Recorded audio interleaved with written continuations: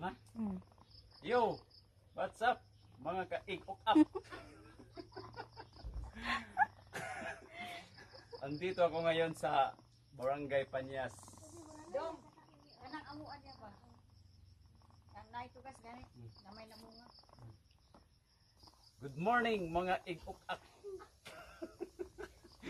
Andito ako ngayon sa para makuan mo, para yung content na ito for funny lang. For fun only lang. For fun only. Andito ako sa Barangay Panyas. Pinuntahan ko kasi yung lupa namin dyan. Tiningnan ko kung meron bang mga bunga yung mga yung Miyog. niyog. Kasi mga sabi-sabi dito, maraming taong kumukuha kahit hindi sa kanila yung niyog. Di, pinuntahan ko. Baka may natira pa.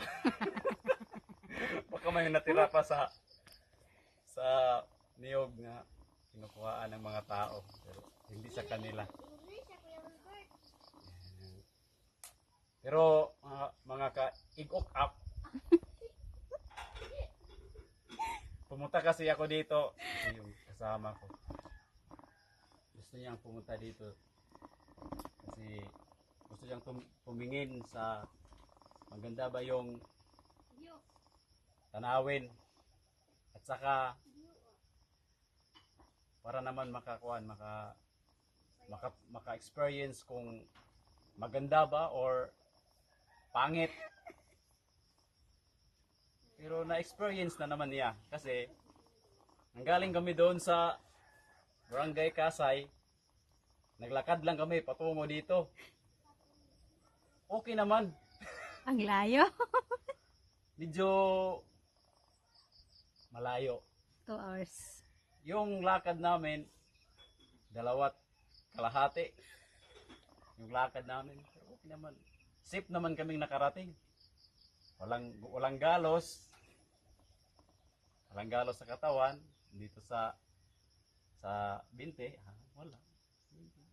Ganda lang.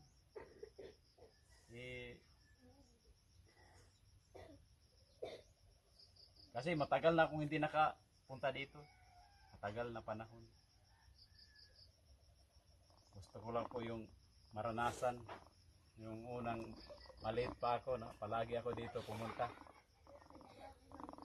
Na ganda. Kasi yung dati merong bahay din yung yung lola ko. Pero wala na. Inano namin, giniba na namin. Kasi yung mga kahoy na matibay pa, pwedeng gawa ng ng maliit na bahay. Ayan, wala nang bahay dyan. Dito lang kami sa sa tiyahin ko. Pumunta. Pinsan ng papa mo? Pinsan ng papa ko.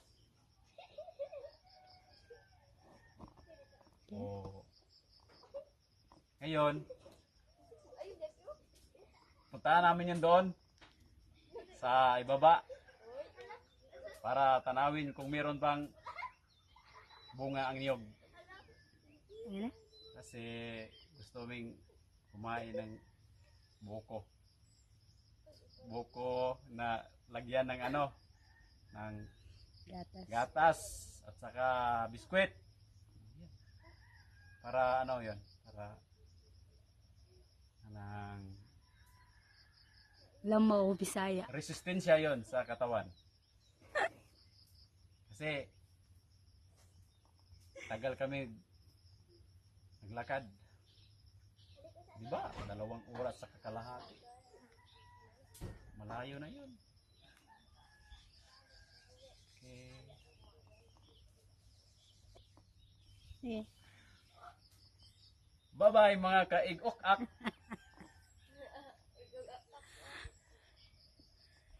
Ano?